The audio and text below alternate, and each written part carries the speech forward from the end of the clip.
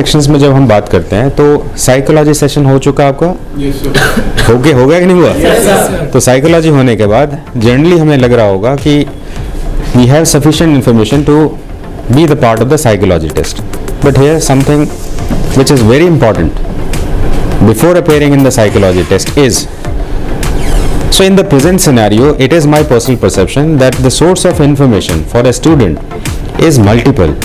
Even they're getting information from their friends, their electronic medias. In that scenario, whatsoever the content you are getting, whether it is justifiable, whether it is appropriate for your own psychology, it is very important. इसलिए मैंने इस round को बनाया है कि आपके पास अगर कुछ ऐसे डाउट्स आ रहे हैं कि मैं ये समझ तो गया हूँ लेकिन यहाँ पर मुझे लग रहा है कुछ कन्फ्लिक्ट, तो you please come and ask your questions. और मेरे पास अभी बहुत सारे इमेज हैं जिसके बेसिस पर मैं जो है आपको कुछ अपने सजेशंस को भी देने का काम करूँगा। So let's start with the candidates. Are you ready और not? Yes sir. So let's start with chest number 12। Chest number 12 you come. So chest number 12 के क्वेश्चंस के साथ हम कुछ एक्सपेरिमेंट करेंगे। You just talk to me only. So chest number 12, what is your personal experience and what do you want to actually ask in respect of the psychology test only? So I wanted to ask like if the picture is given and if I am perceiving like it is in negative mode, should we write it negative mode or else something?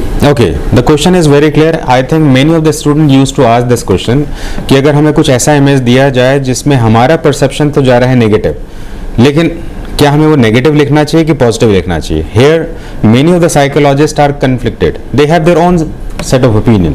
तो आपके पास कुछ ऐसा opinion पहले से ही होगा, isn't it? So that your friend has asked this question. तो मैं एक काम करता हूँ, इन क्वेश्चंस को एक्सप्लेन करने के लिए कुछ इमेजेस का हेल्प लेता हूँ। Please have you seat. Thank you. So let me take certain examples. तो इनके इमेज से let's take this example. Clear? तो आपको ये इमेज देखकर एक्चुअली कैसा लग रहा है?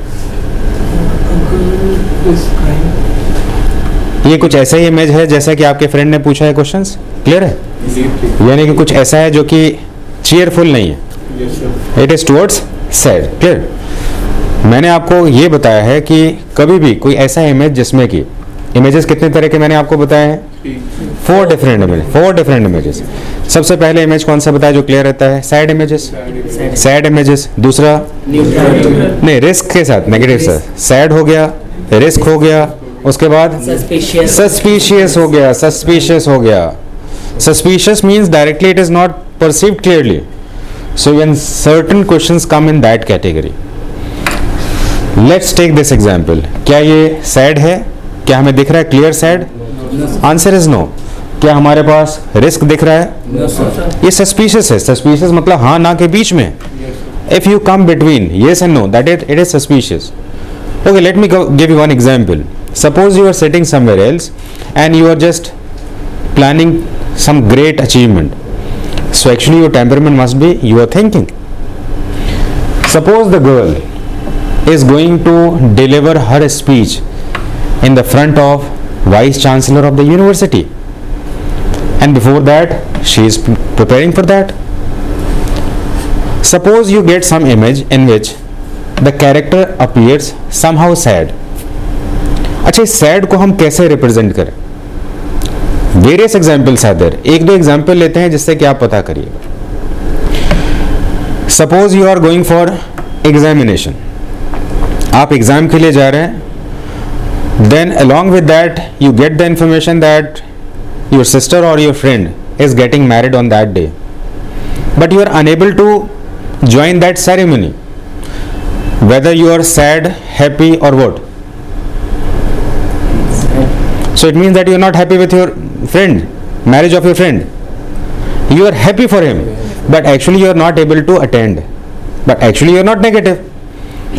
Listen, there are certain meaning of sadness. Sadness doesn't mean that you are negative.